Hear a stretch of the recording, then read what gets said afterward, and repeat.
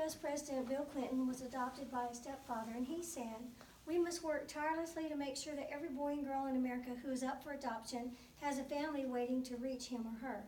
Providing a stable home for homeless children increases the odds that they will not become unproductive homeless adults. Our children, regardless of where or how they grow up, are our future." Foster homes and shelters are not the same. According to the American Heritage Dictionary of the English Language, a home is a dwelling place together with a family or social unit that occupies it. It's an environment offering security and happiness.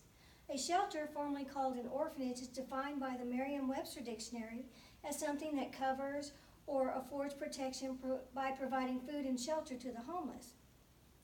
According to the Texas Department of Family and Human Services website, in January of 2019, there were 29,927 children in the foster care system here in Texas. 3,378 of those children were waiting for adoptive placements.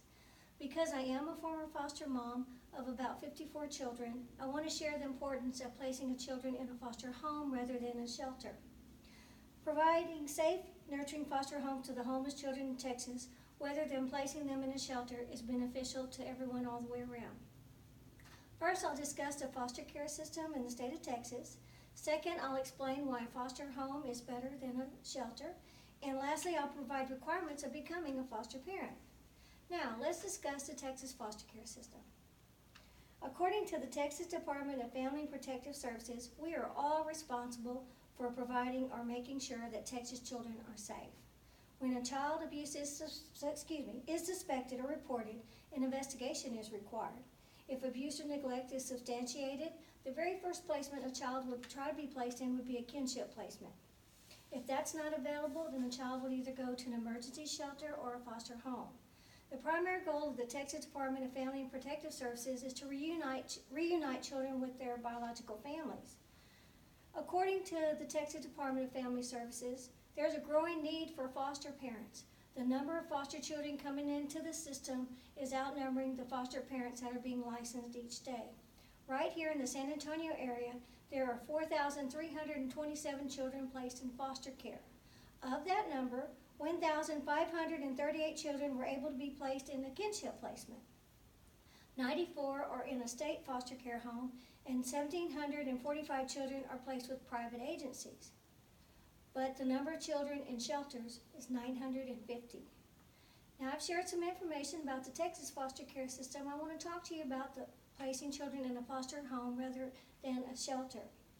In December 2006, Catherine Rohde wrote in her book, Foster Parents' Reasoning for Fostering, that approximately 70% of the estimated 443,000 U.S. children in foster care live with foster families rather than in shelters. There's a reason for that. A foster home can provide a stable, nurturing environment for these children. They are trained by the state, and sometimes it takes from 6 months to a year to get that licensing from the state. They are governed by caseworkers and case management to provide safe foster homes for these children. Foster homes provide one-on-one attention to the children, and they're also better able to advocate for their educational needs.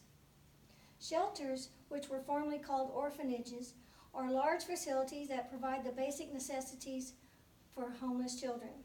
They provide shelter, food, supervision, and an education. The staff at shelters are hired to perform a job. So personal interaction with the residents just means to enforce the rules, make sure the children are fed, and make sure that they're safe. Because of that setting, children will not learn how to interact in a normal family or be afforded the freedom of living in a home.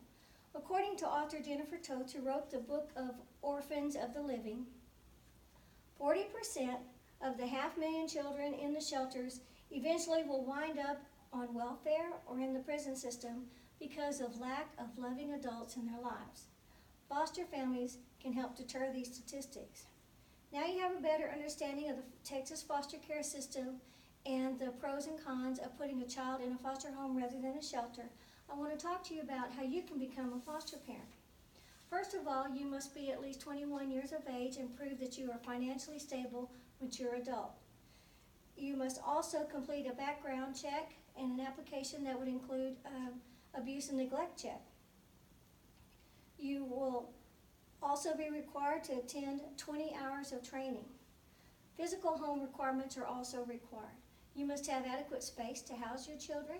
You must be able to pass fire, health, and safety inspections, and you must be able to pass the CPR and first aid requirements.